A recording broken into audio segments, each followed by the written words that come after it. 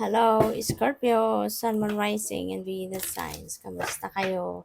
Sana po nasa mabuti kayong kalagayan. Welcome back po sa Star Tarot. At kung bago kayo rito, welcome din po kayo. Please subscribe, like, share my videos, and leave me a comment kung naka-resonate kayo. Thank you. So, tignan natin kung ano ang ganap ni Scorpio. First card ninyo, we have the Empress energy. So, si Empress, napakaganda nito kasi this is abundance, no? This is prosperity coming your way.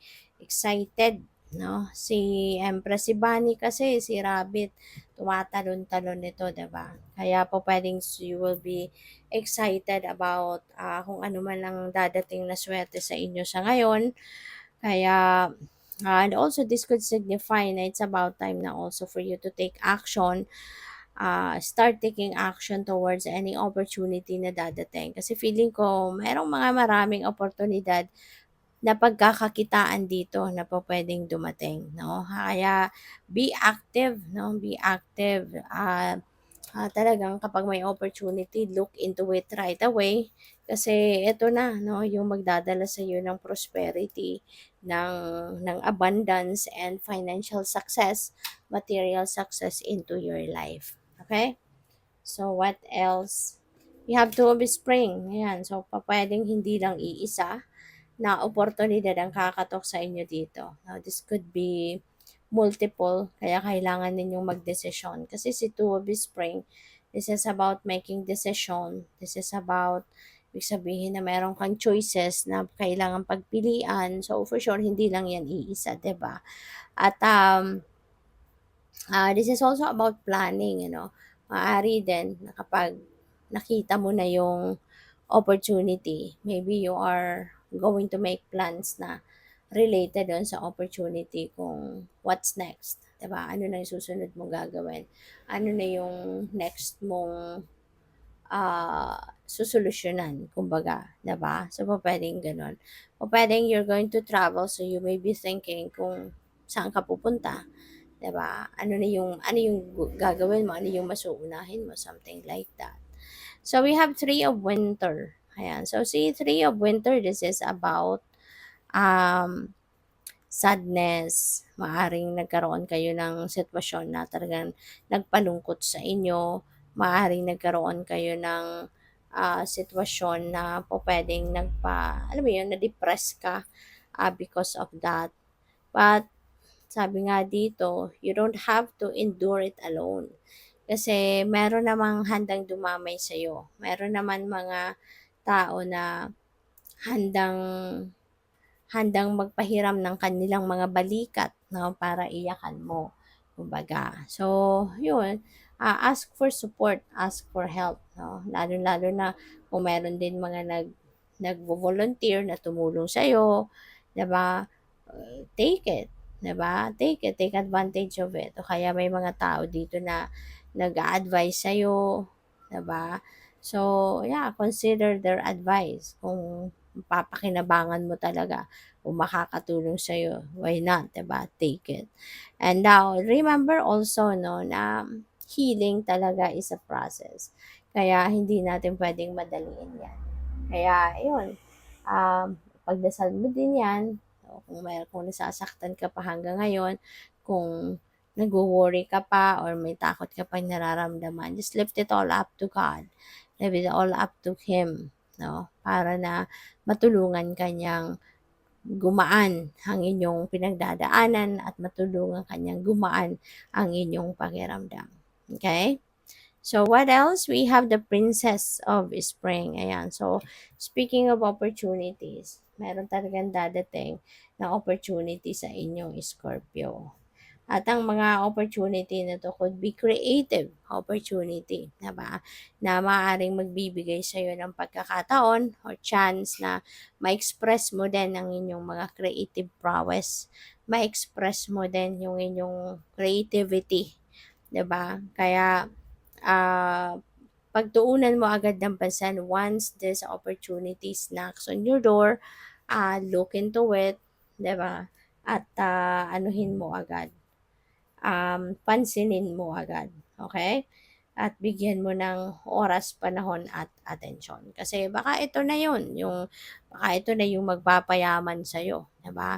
Aside from that, ito na yung magpapayaman sa'yo, magagawa mo na yung gusto mo. Yung passion mo, 'di ba, mailalabas mo din.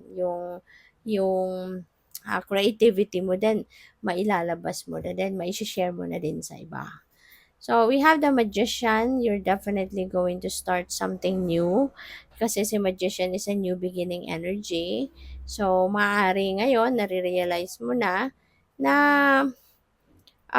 nare-realize mo na at nakikita mo na kung ano man yung mga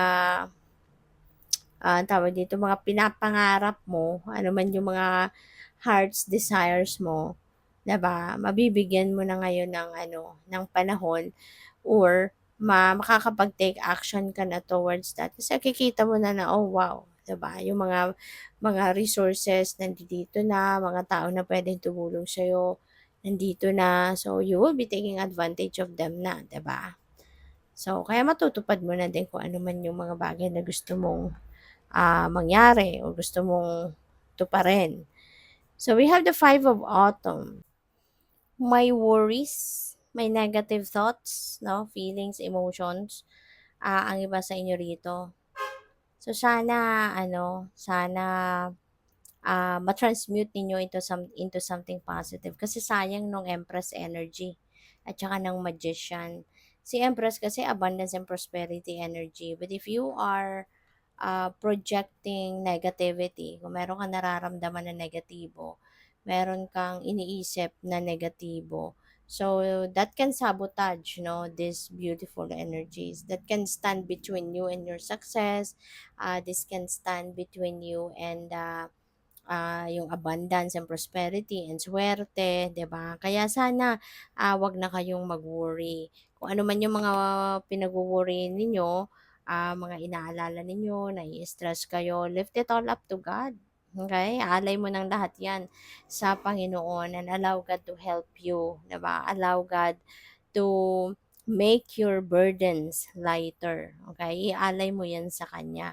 Kasi it's not going to help you progress in a ways, 'di ba? Yung worries yung worries ninyo, yung stress ninyo, hindi 'yan magpapaasenso sa inyo. Hindi 'yan makakatulong, no, na umalagwa kayo sa buhay. Kaya it's better if you just let it go, 'di ba? Mas i-transmute niyo to into something positive, mas 'yon ang makakabuti para sa iyo. 'Yun ang mas makakatulong sa iyo na makapag-isip ka, makapagdiskarte ka ng mas maigi, mas mabuti, mas maswerte. Okay? This is also a reminder para sa sa'yo na kung kunyari meron kayong iniisip na gusto ninyong mag-resign sa trabaho, okay? So, sana 'di ba, 'pag magdesisyon kayong ganyan, talagang merong kapalit, 'no? Meron ng kapalit, meron na kayong papasukang ibang trabaho or meron na kayong ibang pagkukuhanan ng, ng budget, ng pera, yung gano'n. At, reminder din ito sa iyo na this is not the best time to start, your business, you know? Maaari kasi na, baka hindi naka-align, 'di ba, sa destiny mo kung ano man yung negosyo na nabubuksan mo or gusto mong buksan, 'no? So, good luck. Thank you for watching. Love and light. Namaste.